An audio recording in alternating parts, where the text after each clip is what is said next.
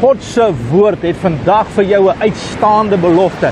Een wat jy kan vat. En as jy hom gryp vandag, as jy hom aktiveer in geloof en vandag sê, dis nie in my vermoë nie, maar dit is in die kosbare prys wat Jesus Christus op Golgotha betaal het. As jy dit kan glo vandag, as jy dit kan weet vandag, dan gaan die Here vandag vir jou 'n oorwinning gee en hy gaan vir jou die deurbraak gee. Matteus 21 vers 22 sê, want wat julle ook al in gebed vra, wat ook al jy in gebed vra, as jy dit in geloof vra, dit sal julle ontvang.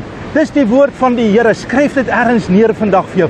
Laat die Here vandag vir jou oorwinning en deurbraak gee. Laat hy vandag vir jou sê, jy is kosbaar en waardevol vir hom. Glo vandag, wat jy ook al in gebed vra. Wat het jy nodig vandag? Het jy finansies nodig? Het jy deurbraak nodig? Het jy liefde nodig? Het jy oorwinning nodig? Het jy die wysheid van die Here nodig?